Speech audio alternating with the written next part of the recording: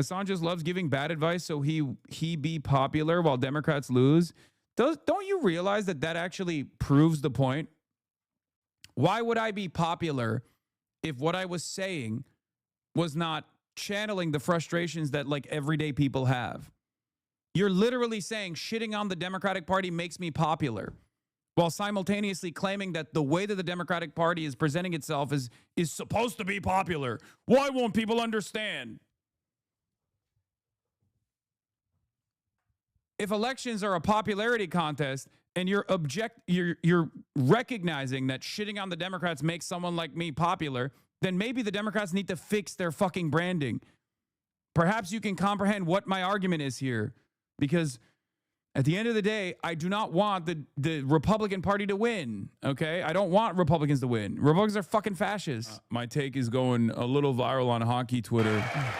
By the way, real shame for the fucking, this will be remembered. That is an unironic shame for the hockey team. It's not an honor to be there for Donald Trump. I will say it. I don't really give a shit that much, but straight up, you are fucking pawns, okay? You are 100% pawns for the Nazi government, and the fact that you're willingly participating in this song and dance implies that you don't really give a shit. You don't really see it. You'll turn around and try to hit the apolitical line and go, oh, well, you know, it's the American government. Like, this is for America. We did it for America. No, the fuck. It won't be read that way. It will be remembered not as fondly as you think it will be. You know, like those black and white photos that you see from like Nazi rallies and shit like that? This will be in history. This will not be remembered fondly if we have a future at all.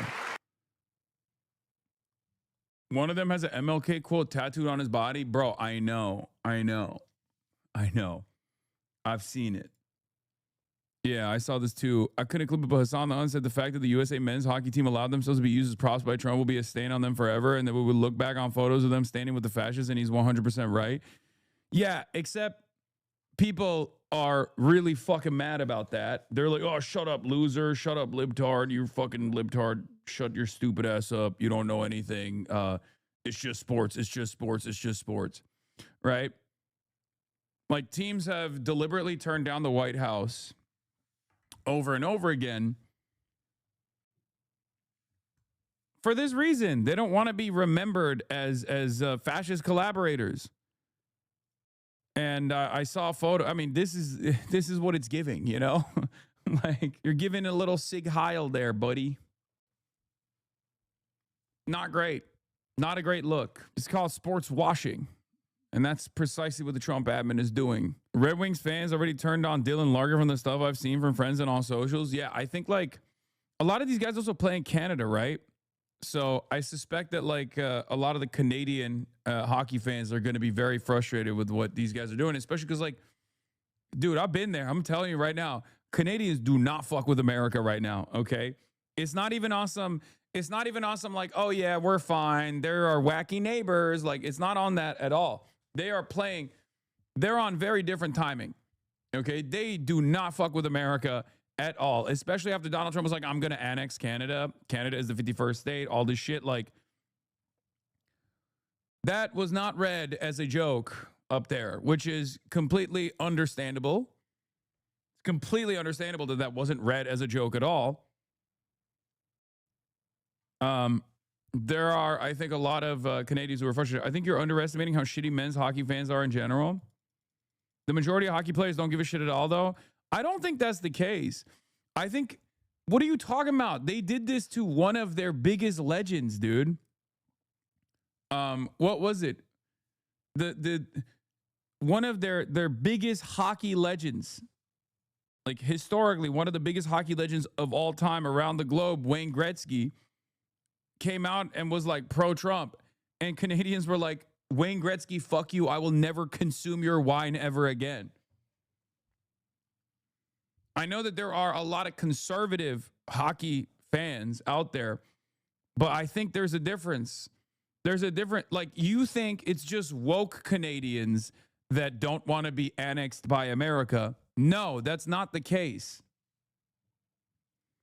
Okay? You're mistaking. You're forgetting a major component here, which is that even even right-wing Canadians, with the exception of like Albertans or whatever, are not fond of being forcibly annexed. Yeah, my normie coworkers literally hate America now. Yeah, Canadians literally turned into like third worldists overnight when Donald Trump said, we're going to annex your country. We're going to invade it militarily. I think you guys forget that like PP was supposed to win. Okay? If you look at the polls before Donald Trump comes out and is like, I'm going to invade the Canadian heartland. It is mine now.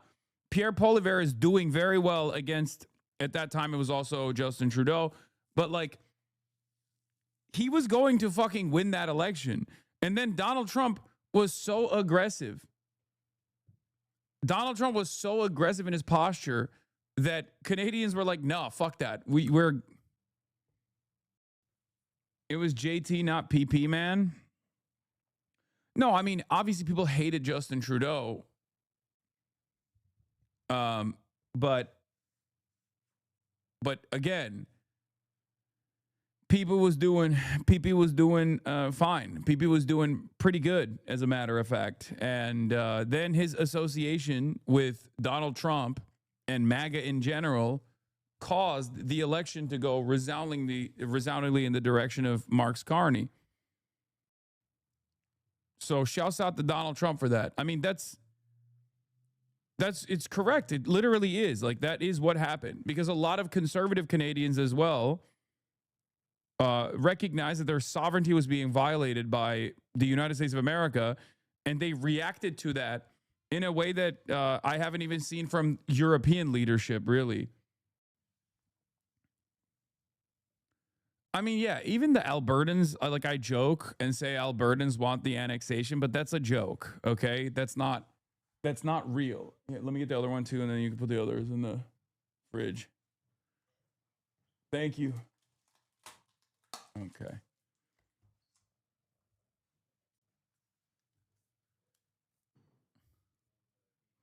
Did you hear about the China-Germany meeting? They pledged deeper economic ties and push back against tariffs. I mean, great. Fantastic. What are you supposed to do, you know? I'm in favor of countries, middle powers getting sovereignty, okay? I'm in favor of middle powers getting sovereignty. I want middle powers to have dignity and sovereignty, and they can push back and, like, I don't know, chip away at American dominance and American hegemony.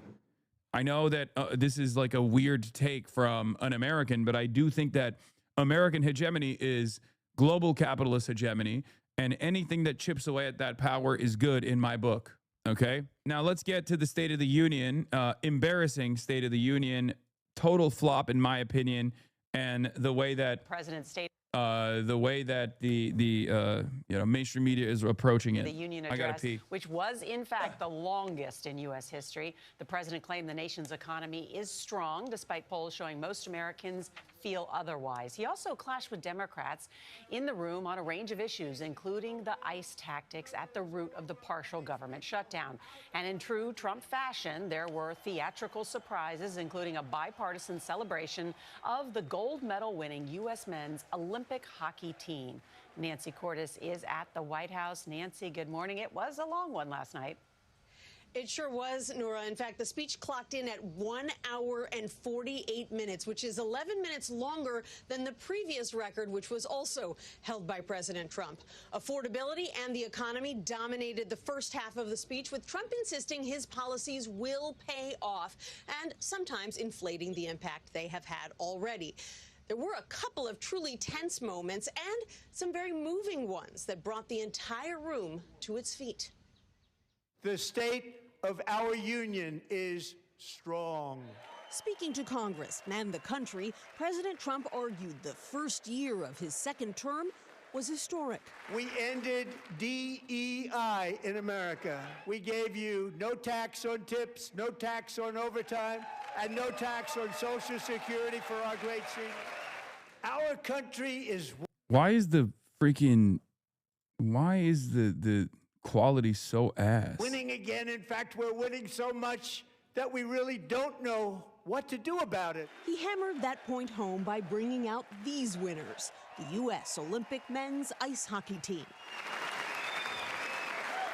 The new gold medalists managed to do what most politicians can't: unite a normally divided chamber. But there was still plenty of division, like this moment when Trump sought to put Democrats in a tight spot on immigration. If you agree with this statement, then stand up and show your support. The first duty of the American government is to protect American citizens, not illegal aliens. And you should be ashamed of yourself not standing up. His move prompted shouting from a small group of Democrats. Removal of criminal aliens. Trump hit back on the issue of voter ID, falsely claiming that Democrats have been rigging elections. They want to cheat, they have cheated, and their policy is so bad that the only way they can get elected is to cheat, and we're going to stop it. On the economy, Trump said he wants another round of tax cuts, and he touted a new plan to keep electricity prices low when AI companies and tech companies build data centers. This is a unique strategy never used in this country before. We have an old grid. It could never handle the kind of numbers, the amount of electricity that's needed. So I'm telling them they can build their own plant. Perhaps the most moving moment came when Trump awarded the Medal of Honor to Army helicopter pilot Eric Slover, who was wounded in the daring Venezuela raid last month. From what I understand, the military guys can correct me on this, but like this is actually really unique. It might be the fastest Medal of Honor ever given. And I saw a lot of like hoorah military guys actually saying that it was totally not worth. Like they were saying it's a Mickey Mouse ring. Like they were saying like the military guys that I was looking at on the timeline were saying like this is crazy. Like it's actually taking away from the significance of the honor itself. That this is like it cheapens the worth of the medal because it's like they did it in such a short period of time, unheard of. It's not posthumous, and that they did it specifically for the show.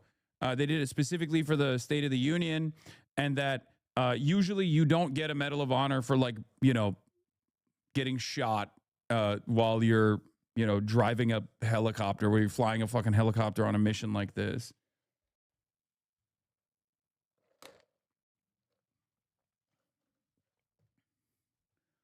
Posthumous doesn't really impact his weight. No, but like they're saying, I'm a military guy and last night was bash it. It's not normal to how these ceremonies tend to happen. It's a show. That's it.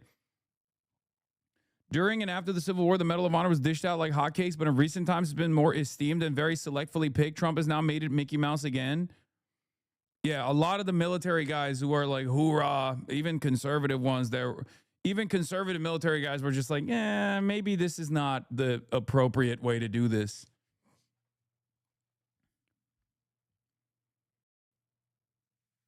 You do get a Purple Heart for that, not a Medal of Honor. Yeah, that's the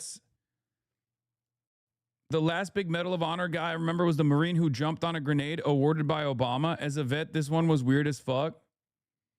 Yeah, it kind of feels like this was, a showboat situation. Like Trump wanted to put on a show, and he literally went to the generals and were like, "You're gonna do a Medal of Honor. You're gonna give a Medal of Honor to somebody." Hundreds of dudes in Vietnam had the same injuries and never got any. This guy got a freebie. He's been rewarded for committing war crimes. I mean, come on. Post World War II, a lot of the medals of honor are most likely going to go to people who are at least like defending their comrades in the process of committing a war crime. That's just what the American government does. The American military, let's be real, post World War II, most likely going to do a war crime. Most likely going to do a litany of war crimes. But even then, within the confines of like, who gets a Medal of Honor, the selection process is like, especially in recent years, as far as I understand, reading into it a little bit, the selection process is like very much about like someone who has gone above and beyond to defend their brothers in arms and like dying in the process or experiencing severe injury in the process of like trying to defend their trying to defend the people in their unit. WAPO Military Affairs Journal says this award was approved remarkably quickly. It typically takes over a year or more for the Army to scrutinize a Medal of Honor nomination and approve it. That one little smirk he did was awesome to see. Few things pull at my heartstrings like a warrior being recognized. Regardless of why, hopefully it charts a path for more of the same in the future. I mean, this is for the couch, for the tactical couch warriors. You know what I mean? Like, they love this shit. They fucking love this shit. They're like, hell yeah, brother. Hell yeah, these are brave war fighters. It's like, bro, they literally kidnapped the head of a foreign state, man. Like, they weren't like defending your interests, okay? Unless your interests are directly to reroute Venezuelan oil to like Israel. That would be a really strange personal interest or investment to have. I said, Democrats, get up for the standing ovation. Oh, that's the other thing I was going to talk about. That's the Iran thing. But yeah, I tweeted, Trump loves doing the if you're not standing up, you're gay style antics at every State of the Union, and the MAGA hogs love eating up this slop. They're all collectively 12. Like, it's so childish, dude. It is so fucking childish. Like, how can you be like, oh, well, everything sucks. The economy sucks. Trump is warmongering all around the world. None of that is beneficial for us. The roads are covered with potholes. The infrastructure is in a state of dire disrepair. Okay, we have no health care. Health care is going to be cut for hundreds of thousands of Americans because Donald Trump wanted to give the Epstein cabal new tax breaks, right? Things are just incredibly unaffordable. But the Democrats didn't stand up when Trump said, stand up, patriots. Like, you're a fucking idiot. I'm sorry. We cannot deal with 10 to 20% of the country that is this fucking stupid. We don't have to listen to them, okay? We don't have to listen to them. Just win fucking elections. Enough. Stop trying to appeal to them. Stop trying to appeal to the fucking moderate center that doesn't exist. Just do your fucking jobs. Democrats, do your fucking jobs. This is the Nick Shitley party, okay? How are you going to get your lunch money stolen by people who I feel a little weird criticizing all the time because it's fucking objectively ableist, dude?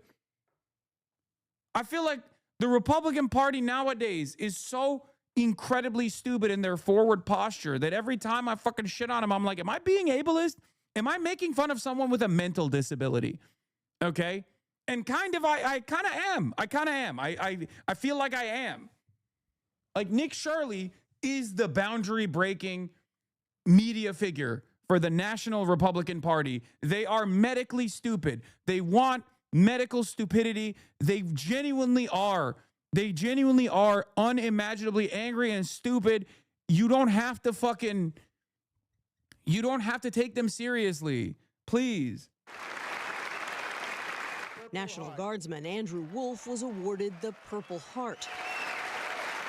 He was shot and nearly killed while patrolling D.C. late last year. With God's help, Andrew has battled back from the edge of death, and we're talking about the edge. Is the president working for you? We all know the answer is no. The Democratic response to Trump's address was delivered this year by Virginia Governor Abigail Spanberger, who was sworn in last month after serving in the House for 6 years. He's enriching himself, his family, his friends. The scale of the corruption is unprecedented. She targeted Trump's personal behavior in office. There's the cover-up of the Epstein files. This wasn't an F ranking speech. It was more so like around a C minus, I would say. Because I don't think it brought the intensity. It was so one note. Overall, I rate the like across the board, I think CIA Burger is not the person that the Democrats should be putting on as like who is supposed to represent the National Democratic Party. If you're gonna put someone who recently won an election as like your leading pivotal figure as the way you want to represent your party, I would say Zohran Mamdani is probably a better pick. If you want someone that is a younger Democratic congressperson. You know, you got Summerlee, you got AOC. Obviously, those are bold moves that the Democratic Party is never going to take. Like, this is 2 years in a row where we have another fucking former CIA agent saying, this is our party. Okay, this is our party. This is what we want to communicate to the country. Like, this is who we want as the Imam Zohran is better. Zohran Mamdani is currently the most popular Democratic politician in the country. So yes, he would be infinitely better. It would be leaning into the popular support within the base of the party. Yes. Same with AOC as well. Crypto scams, cozying up to foreign princes for airplanes and billionaires for ballrooms. Fuck it, put Ro Khanna on there. You know what I mean? If you want to talk about bipartisan unity, who in the Democratic Party's ranks is currently showing how bipartisan unity could work in a very effective way? You know? Out of all of the candidates that could potentially run for president, Ro is not my favorite, but it doesn't matter. He's fucking doing it. He's doing it with Thomas Massie, right? That's the kind of bipartisan unity I'm on board with. That's the kind of reaching across the aisle I'm on board with. Reaching across the aisle to laser elite pedophiles. Reaching across the aisle to force a vote on authorization of war with Iran. That's exactly what we should be doing. That's exactly what Democrats should be doing. Putting his name and face on buildings all over our nation's capital. This is not what our founders envisioned, not by a long shot. But yeah, at the end of the day, it wasn't like the worst possible speech. Like I said, it's like, I think CIA Burger was a lot better than CIA Slotkin, okay? CIA Slotkin is even more rizzless than CIA Burger somehow, and at least she didn't make a mention about how she's a Reagan Democrat. So it was a mid-ass speech. It was a C-. And a big part of the reason why is also a C- because there's like far better alternatives that the Democrats could put forward to say this is who we are. Hey, good morning, Michael. President Trump is painting a rosy picture of the economy at a time when many households say they are not feeling it. Our latest poll finds 48% of Americans say that the economy has gotten worse since Trump became president.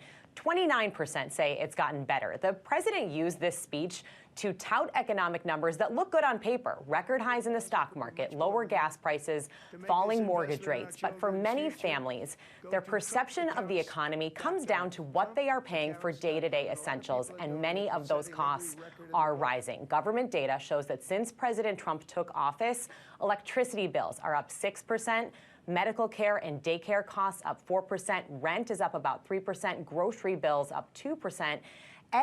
Like, think about it this way. The media, liberal media, hates Donald Trump, right? They say they hate Donald Trump. When Donald Trump decided to take unilateral action against Venezuela, a sovereign country, and kidnap its leader, did you hear any commentary from Chavistas, people who are supportive of Maduro, at all? Or did you hear only from Venezuelans who despise Maduro? Whether they live in Venezuela, many of them don't currently live in Venezuela anyway, Venezuelans that live in neighboring countries celebrating this decision. Venezuelans living in America that were celebrating this decision. Leadership of other countries that was celebrating this decision that Donald Trump took unilateral action and violated the sovereignty of a foreign country. You didn't hear it all. You didn't hear any pushback whatsoever on this. Do their voices not matter? You don't have to agree with them, by the way. You don't have to agree with Maduro. You don't have to like Maduro. You don't have to agree with the Chavistas at all. But do you not see an interest in hearing their perspective? Does it not surprise you? Does it not strike you as odd that you rarely ever hear from the other side, advocates of the other side?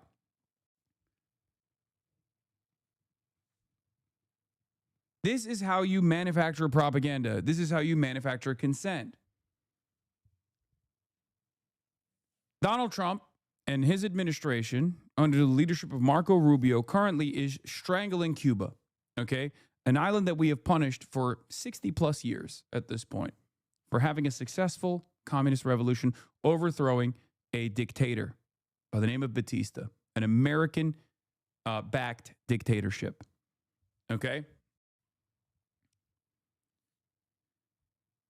Does it not shock you at all that you rarely ever hear from Cubans living in Cuba that are fine with and happy with the current administration, that want Cuba to remain sovereign? Does that not strike you as odd? Like, do we not want to hear their voices? And anytime someone actually does offer them a voice, like myself, for example, whether it be a doctor that has been on a medical mission, as I've interviewed before, or even a Cuban journalist living in Havana, right? Everybody yells at me. They say, oh, you're doing propaganda for the Cuban government. What they simply mean is you're not doing propaganda for America, the American government. That's the truth. And you see this in domestic affairs as well. Rarely do you ever hear from the protesters when there is any sort of protest happening, any sort of instability taking place on U.S. soil.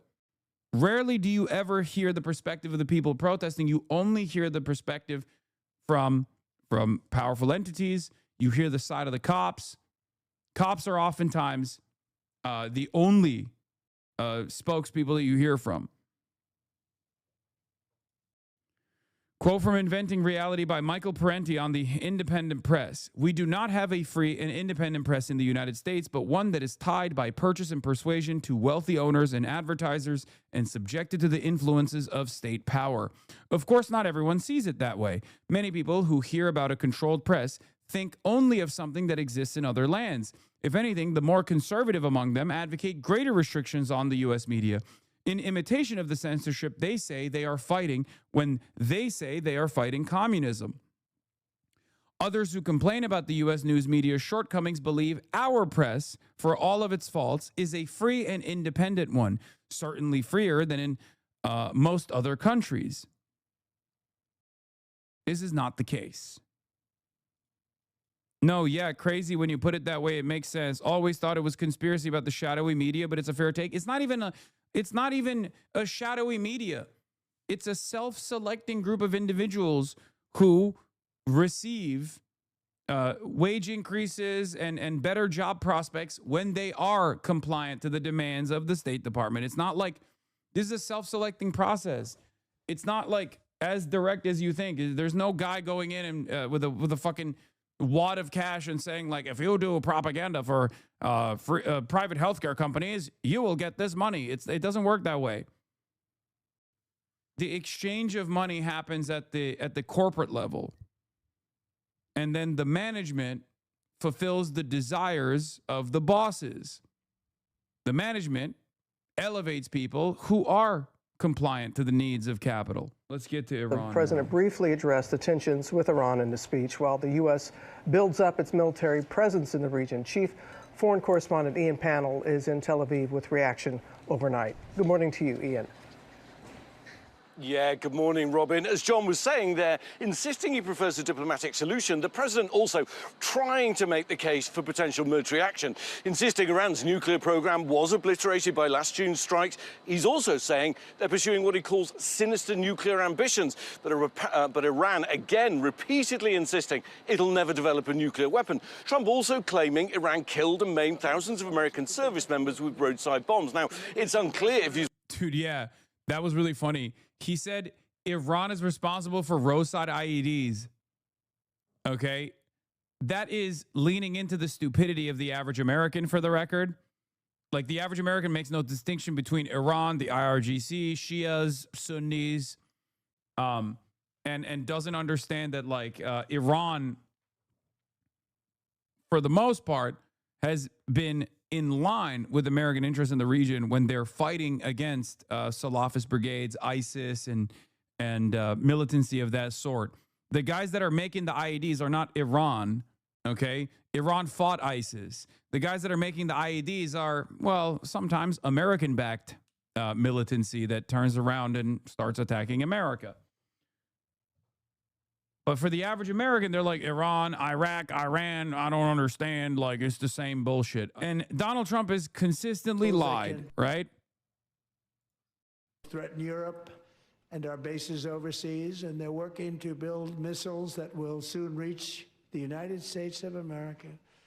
After Midnight Hammer, they were warned to make no future attempts to rebuild their weapons program, and in particular, nuclear weapons. Yet they continue starting it all over. We wiped it out, and they want to start all over again, and are at this moment again pursuing their sinister ambitions. We are in negotiations with them. They want to make a deal, but we haven't heard those secret words. We will never have a nuclear weapon. My preference, develop missiles. Iran has literally said those secret words on numerous occasions, right? Iran has said those words over and over again. Iran has said those words this time around, and yet he fucking lied. And not only did he lie at that moment, but I also thought it was fucking insane that Democrats, including Elizabeth Warren, got up and offered a standing ovation to Trump as he lied about Iran. Wait, hold on. I'm going to give you something back. As he just sat there and fucking lied his goddamn ass off, Elizabeth Warren and numerous other Democrats offered a standing ovation to the fucking ramblings of this madman. Unacceptable. Referring to Iranian-backed militias in Iraq, but many of the attacks during the war there were actually carried out by other groups. Then he claimed Iran's working to build missiles that will soon reach the US, again, without offering any evidence. In a now-deleted post, Iran's foreign ministry spokesman this morning comparing the president to Nazi propagandist Joseph Goebbels. It remains to be seen if the president has actually done enough to persuade Americans and allies to get behind a potential military attack. Meanwhile, as John says, his build-up continues. Around a dozen F-22 fighter jets landing here in Israel as we wait to see the outcome of those crucial talks in Geneva tomorrow. The Cuban government released a statement earlier today saying that troops killed 4 on a Florida speedboat. Border troops, Cuban Coast Guard, engaged in a gunfight near the island nation's coast. The Cuban Interior Ministry said 4 were killed and 6 others were injured. The injured were transported to a hospital in Cuba. Okay? Here is the latest. The Cuban government said its border troops killed at least 4 people and wounded 6 others in a gunfight with the occupants of a Florida-based speedboat that had entered its territorial waters on Wednesday, 1 mile off the coastline of Cuba. The vessel approached within 1 nautical mile northeast of El Pino, channel north of Corralillo, a town in the central Cuban province of Villa Clara, according to a statement from Cuba's Ministry of the Interior. 5 Cuban border guard troops on a government boat approached the speedboat seeking identification. When the people aboard the boat opened fire on the Cuban personnel, wounding a Cuban commander, according to the ministry's statement and Cuban state media, they opened fire back. I read the Embassy of Cuba's statement earlier, okay? Corralillo. As a result of the confrontation at the time of this report, 4 foreign attackers were killed and 6 were wounded, the government said. The wounded were evacuated and received medical attention, the Cuban government said. Its statement included what it said was the boat's Florida registration number. Vice President J.D. Vance told reporters that he had few details, but that Secretary of State Marco Rubio had briefed him on the shooting. It's a situation that we're monitoring, Mr. Vance said. Hopefully it's not as bad as we fear it could be, but I can't say more because I just don't know more. A U.S. official initially said the firefight had involved a U.S. civilian boat that was a part of a flotilla to get relatives out of Cuba, adding that the vessel was not a U.S. Naval or Coast Guard boat. But later, intelligence confirmed that a single boat had been attacked. The U.S. Coast Guard referred questions about the shooting to the U.S. Embassy in Havana, which has not responded to requests for comment. The boat is a Florida-registered boat that appears to be a 24-foot Proline motorboat built in 1981, according to Florida state records. This is what corresponds to the registration number provided by the Cuban authorities. Typically, such a 24-foot boat has a capacity for 8 to 10 people. Cuban officials suggested 10 were aboard the one attacked on Wednesday. Okay? If there were 10 people attacked on, if there were 10 people on a 24-foot boat, it's very unlikely that they're trying to go to Cuba to extract Cuban citizens and bring them back to the United States of America, which, by the way, is currently illegal. Okay? Just so you know. Donald Trump actually released an executive order the other day, a couple of weeks ago, saying that American vessels, American seafaring vessels are no longer allowed to take off from Miami ports and travel to Cuba. The reason why I'm paying close attention to this story is because we are literally, we're literally putting together a humanitarian flotilla and a convoy by air, by sea, whichever way we can, right? So this is very different than anything else that, we are planning on doing, right? But of course, don't let a crisis go to waste. Americans have been responding. In a statement, Representative Carlos A. Jimenez, Republican of Florida, who is a major reactionary, called for an immediate investigation into what he called a massacre. The Attorney General of Florida, James Othmeyer, said he had ordered the state's Office of Statewide Prosecution to open an investigation into the shooting, adding, "The Cuban government cannot be trusted, and we will do everything in our power to hold these communists accountable." Tensions with the U.S. are obviously increasing. Faced with widespread oil shortages and soaring food prices, the Cuban economy is in a freefall, and experts say it could become a watershed moment for the communist government. The Trump administration has stopped oil shipments to Cuba and has threatened tariffs on the goods of any other country that tries to deliver oil to Cuba. The Cuban government has denounced the U.S. measures. The shooting comes amid an aggressive campaign by the Trump administration against speedboats in the region that the White House has claimed are trafficking drugs to the United States. It has not provided evidence to support those claims. The U.S. military has conducted 44 known strikes, killing at least 150 people in attacks that legal experts say violate international law. The shooting took place a day after the 30th anniversary of when the Cuban military killed 4 people by shooting down 2 planes from a Florida humanitarian organization, Brothers to the Rescue, that was distributing flyers in Cuba. Those people are acting in that fashion, going there to Cuba to pick up people, are risking their lives, said Jose Basulto, the leader of the Brothers to the Rescue, who was on a 3rd plane that escaped Cuban gunfire. Yeah. It's fucking insane, the audacity of Americans. Like, can you imagine if there was an unknown Cuban plane flying over the American airspace and that the American government shot it down, and then the Cubans were like, well, this is a humanitarian plane. How dare you shoot us down? Yeah, that's how it fucking works. Like, what are you talking about? What do you mean? Oh, we were just distributing pamphlets. Okay, well then get the fucking proper authorization. It's not like planes fly. It's not like planes are not allowed to fly over Cuba or into Cuba at all. They fly over Cuba all the time. They fly into Cuba all the time, except they have the proper fucking clearance to fly over Cuban airspace. How ridiculous. We talk as though America was simply trying to help out Cuba, and those fucking violent radicals shot these random planes over their fucking airspace. It's like, yeah, no shit. It's because America is benevolent and Cuba is not. Yeah, exactly.